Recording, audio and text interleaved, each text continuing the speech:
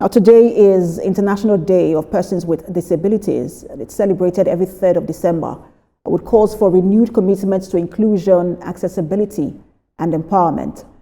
Nigeria's First Lady, Senator Oluremi Tinubu, joins millions of Nigerians and the global community to mark the 2025 International Day of Persons with Disabilities. She says the day serves as a reminder and the need for collective duty to build a society where everyone, regardless of ability, has the opportunity to thrive, participate, and contribute meaningfully to our shared progress.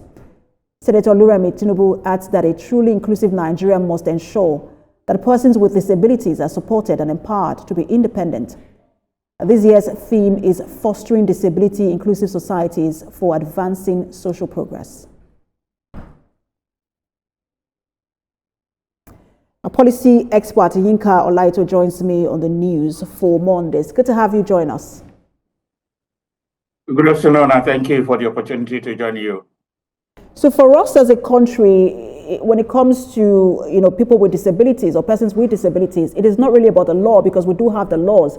But just in terms of your own observation, how far have we gone in ensuring that these laws are implemented and those with disabilities feel included? At present, I think we've done a little, but the journey is still far. And I'm happy for the theme of this year at PWD Day, which places more demand that disability inclusion is a core governance issue beyond just the rhetoric that we do. If we look at what we're trying to do today, we will realize that we're still far. Things are still not at ease here, but we wish that they can do more. The question is, what is it that it is not what we are celebrating, it is what we change. What are we doing about inclusion? We do know that government is doing its best. Because the emphasis of this year theme is on governance and leadership and inclusion of persons with disability. I am a bit concerned that at present we do not have 5% employment mandatory issue release. I'm also a bit concerned that in all our majority of our House of Assembly and National Assembly, persons with disability are not up to 5%, and this is where decisions are made. We can say, okay, we have one governor, the governor of Imo State, Eno, who is a person with ability, who had also shared his own ordeal rising to that level. But the fact remains that we cannot continue to let things lie low. We must continue to step up conversation. The organization of persons with disability must continue to speak. We must also realize that it is important that persons with disabilities are included in decision making. Without this, we cannot go anywhere. Without the inclusion of, because there's nobody. We say that leaving people behind is a bad thing. So I'm using this to call on the government that beyond the rhetorics, beyond the celebration, what we change is important to us as a member of OPD. So, Mr. Olaito, if I may quickly come in here, because you're making a point that I don't want us to lose. And for some people, they have highlighted some of what they believe to be solutions to what you just mentioned, especially in terms of inclusion in governance and just job employment.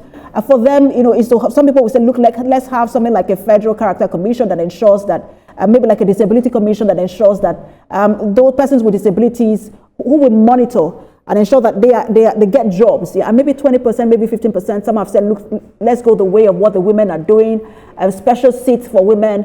I want to get your thought on how you think that we can move forward in terms of inclusion of persons with disability. No, we already have National Commission of Persons with Disability that is already there for 5 years.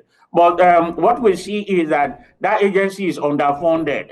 And so it is not about monitoring, and the agency is trying, to be honest, but the fact remains that when you are underfunded and what it takes to actually function very well. Don't also forget that there's a level of dependency. There's a level, the appointment of person of the executive secretary to that agency is controlled by government. I think what we can do is organization of persons with disability. The media also has a role in ensuring that representation is part of what they are pushing. And thank you for this conversation. Because of me, it is part of the responsibility of the media to hold government accountable, that nobody should be left behind. 37 million people, person with disability in Nigeria, is not a small population.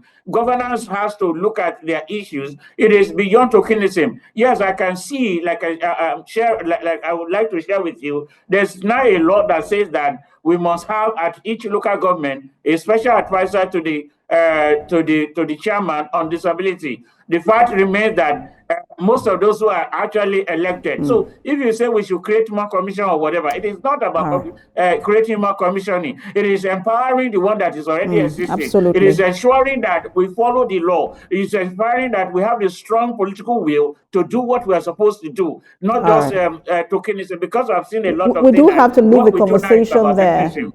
I think you've made a very critical point in terms of monitoring and evaluation, not just by the media, but the whole of society, because it's everyone's business. Thank you so much for your time. Executive Director, Center for Disability and Inclusion Africa, and policy expert, Yinka Alaito. Thank you very much.